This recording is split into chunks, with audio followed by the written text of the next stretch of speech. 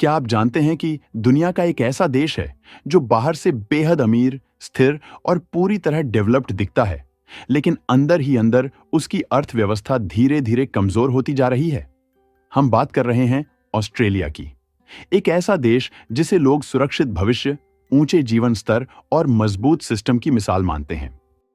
Australia और चीन के बीच लगभग 5,000 किलोमीटर की दूरी है, लेकिन पिछले 20 सालों में ये दोनों देश जितना करीब आए हैं, उतना शायद किसी ने सोचा भी नहीं था।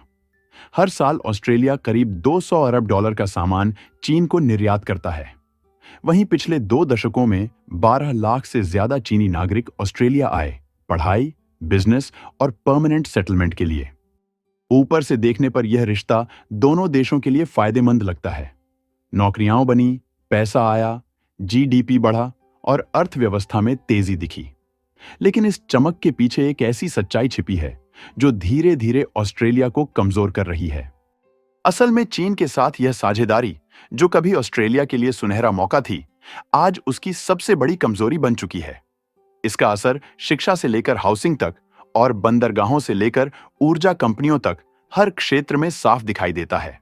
यह बात अजीब लग सकती है, क्योंकि ऑस्ट्रेलिया की प्रति व्यक्ति आय चीन से 5 गुना ज्यादा है। ऑस्ट्रेलिया एक बहुत अमीर देश है, लेकिन समस्या अमीरी की नहीं है, समस्या है अत्यधिक निर्भरता की। साल 2024 में ऑस्ट्रेलिया के 1/3 से ज्यादा निर्यात सिर्फ चीन को गए। यह जापान, भारत, दक्षिण कोरिया और अमेरिका, इन सब को मिलाकर भी ज्यादा है।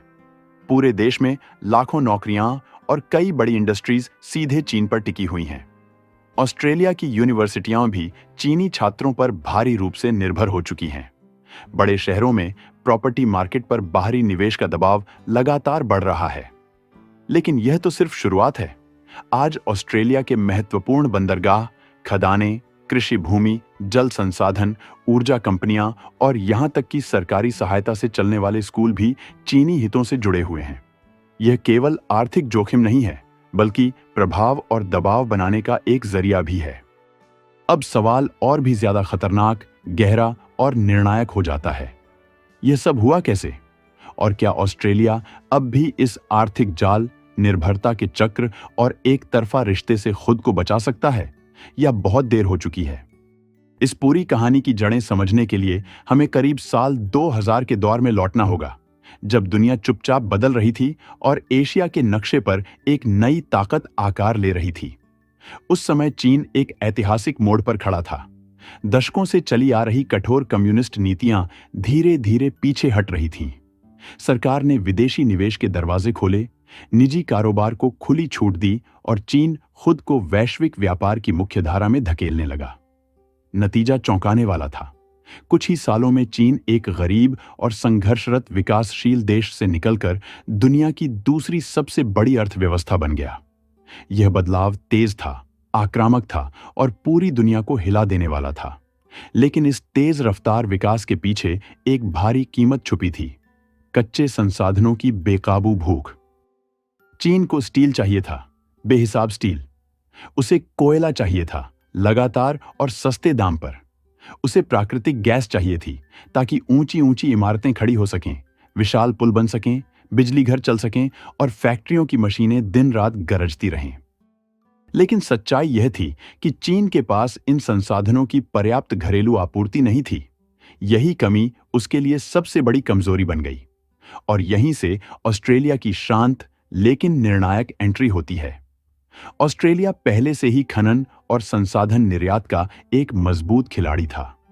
उसके पास जमीन के नीचे खजाना था, आधुनिक ढांचा था और दुनिया तक माल पहुंचाने की पूरी क्षमता थी। सौदा बेहद सीधा, लेकिन असर बेहद गहरा था।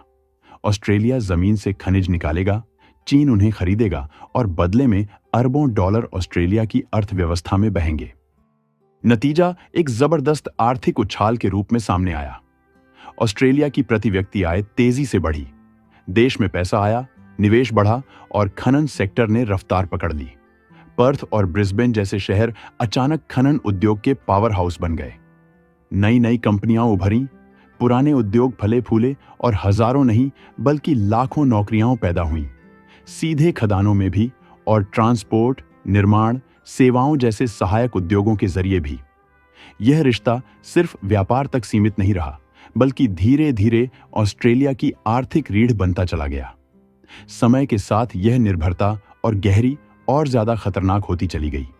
हालात यहां तक पहुंच गए कि 2024 तक ऑस्ट्रेलिया के हर 3 में से 1 निर्यात सीधे चीन को जा रहा था।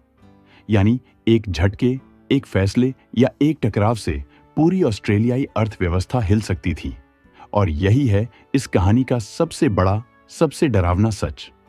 ऑस्ट्रेलिया की असली समस्या यहीं से शुरू होती है, जहां अमेरिका और ब्रिटेन जैसी बड़ी अर्थव्यवस्थाएं सेवाओं के दम पर पैसा कमाती हैं, जैसे फाइनेंस, टेक्नोलॉजी, कानून और प्रोफेशनल सर्विसेज, वहीं ऑस्ट्रेलिया इस मामले में पीछे रह गया। देश की कुल आर्थिक गतिविधियों में सेवाओं की हिस्सेदारी सिर्फ करीब 60% है, जबकि ब्रिटेन में यह 83% और अमेरिका में 70% से भी ज्यादा है। ऑस्ट्रेलिया आज भी बड़े पैमाने पर खनन, ऊर्जा और कृषि पर निर्भर है, और इनका सबसे बड़ा खरीदार चीन है। यही वजह है कि चीन का असर सिर्फ व्यापार तक सीमित नहीं रहा। हाल के महीनों में जब चीनी युद्धपोत ऑस्ट्रेलिया के आसपास देखे गए, तो सरकार और मीडिया में हलचल मच गई। कुछ ने इसे सुरक्षा खतरा बताया, तो कुछ ने सामान्य सैन्य गतिविधि कहा। लेकिन इतना तय है कि आर्थिक निर्भरता अब रणनीतिक चिंता में बदल रही है। 2008 के बाद से चीन ने ऑस्ट्रेलिया में $153 अरब से ज्यादा का निवेश किया है। कई बड़ी कंपनियां पूरी तरह या आंशिक रूप से चीनी स्वामित्व में हैं। एनर्जी ऑस्ट्रेलिया जैसी कंपनी करीब 20 लाख लोगों को बिजली और गैस सप्लाई करती है और बाजार का बड़ा हिस्सा संभालती है, जबकि डार्विन पोर्ट जैसे रणनीतिक बंदरगाह भी चीनी नियंत्रण में है। आम नागरिक के लिए इस असर से बच पाना लगभग नामुमकिन हो गया है। रोजमर्रा की जिंदगी में खरीदी जाने वाली चीजों का मुनाफा किसी न किसी रूप में चीन तक पहुंच रहा है। रियल एस्टेट की स्थिति तो और भी गंभीर है। हर साल चीन से आने वाला निवेश $3200 मिलियन से ज्यादा है, जो अगले 10 देशों को मिलाकर भी ज्यादा बैठता है। मेलबर्न के टूराक जैसे इलाकों में हाल के महीनों में लगभग सभी बड़े प्रॉपर्टी सौदे चीनी खरीदारों ने किए, जिससे स्थानीय लोगों के लिए घर खरीदना या किराए पर लेना मुश्किल होता जा रहा है। शिक्षा क्षेत्र भी इससे अछूता नहीं है। आज ऑस्ट्रेलिया में करीब 8,20,000 अंतर्राष्ट्रीय छात्र हैं, जिनमें से लगभग 1/4 चीनी हैं। ये छात्र स्थानीय छात्रों से कहीं ज्यादा फीस देते हैं, जिससे विश्वविद्यालयों को अल्पकालिक फायदा होता है, लेकिन ऑस्ट्रेलियाई छात्रों के लिए सीटें कम होती जा रही हैं। सबसे बड़ी समस्या यह है कि करीब 90% अंतर्राष्ट्रीय छात्र पढ़ाई के बाद ऑस्ट्रेलिया में नहीं रुकते। यानी देश में स्किल्स तो तैयार होती हैं, लेकिन वही स्किल्स बाहर चली जाती हैं। सरकार भी इस निर्भरता की कीमत चुका रही है। और यहीं से भारत का नजरिया अहम हो जाता है। भारत ऑस्ट्रेलिया के लिए सिर्फ एक वैकल्पिक बाजार नहीं, बल्कि एक रणनीतिक संतुलन भी बन सकता है। भारत की तेजी से बढ़ती अर्थव्यवस्था, युवा आबादी और सेवाओं पर आधारित मॉडल ऑस्ट्रेलिया को चीन पर निर्भरता कम करने का मौका देता है। शिक्षा, टेक्नोलॉजी, रक्षा और ऊर्जा जैसे क्षेत्रों में भारत ऑस्ट्रेलिया साझेदारी भविष्य की दिशा तय कर सकती है।